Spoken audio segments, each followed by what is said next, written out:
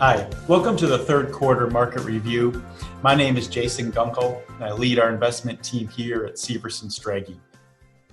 It's been another good quarter in the markets, with it closing up about 9%.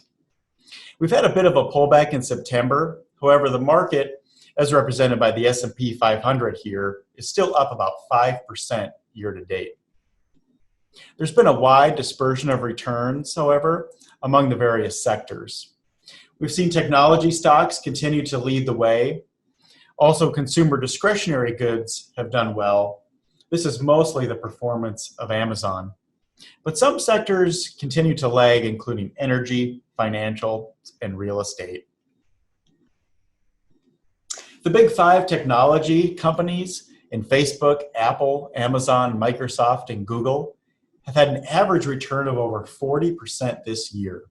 They're a big reason why the S&P 500 is still positive year to date. In fact, if we take the performance of the other 495 companies in the index, those companies are collectively down in value this year. They've become a very large part of the index, making up over 25% of its value. And over just about 3 years ago, they made up only about half that much.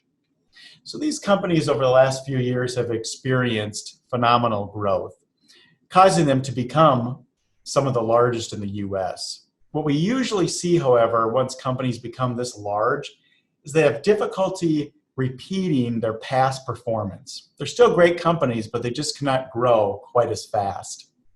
We still recommend that clients own these companies. However, we would like them to own the companies in less concentration than they make up of the 25% of the index value. We've gotten good news over the last couple of months with employment. Millions of jobs continue to be added to the economy. So we've seen the unemployment rate drop from about 15% all the way down to about 8%. Employees are somehow being more productive at home. I know this wasn't the case maybe for myself. I still prefer to be in the office, but we've seen productivity rise to 50-year highs according to Bloomberg. As more people are spending less time commuting or traveling on vacation, they've spent more hours working efficiently.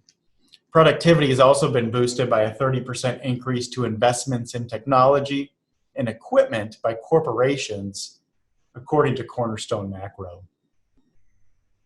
The election is only about 4 weeks away, and many investors are focused on it and the potential effects it could have on the market. Usually we see the market suffer in the few months leading up to the election. However, after the election, we usually see the market perform very well. And it performs well regardless of the political party, but usually it performs a little bit better if we have a divided government. It's interesting to note that the performance of the S&P 500 in the 3 months leading up to the election has successfully predicted the outcome of the election 87% of the time. If the market is up in those 3 months before the election, the incumbent party tends to win. If the market is down in the 3 months leading up to the election, the challenger tends to win. In the last couple of months, the stock market is up slightly, and so we'll have to see how the market performs in October and the results of the election to determine if this trend continues. What we've seen with the market is that it can do well regardless of the party that is in power. And this chart shows historically between Democrats or Republican presidents, the market does very well. The Democrats have a little better record than Republicans historically, but that is mostly the result of where we're at in the economic cycle under those presidents. So the market can do well under both Democrats or Republicans if taxes are rising or falling. So hopefully that calms some of your nerves with the election results. On election day, we likely won't know who won because of the many mail-in ballots. The uncertainty in the counting could last for weeks, and the longer that there's uncertainty about the outcome, the greater the likelihood of market volatility. And we've tried to prepare our portfolios for greater volatility in the fourth quarter.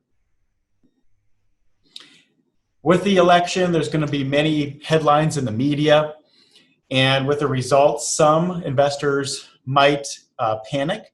We saw this happen earlier in the year with the virus, and that over a third of all investors over the age of 65 sold all of their stock between February and May this year.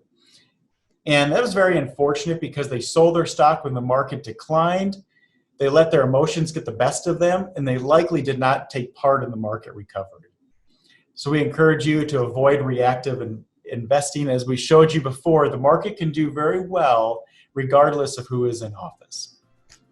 So thanks for joining us for the third quarter market review. The fourth quarter, I'm sure, will be an interesting quarter. We'll have much more content on the election in the coming weeks, and we'll try to keep you informed.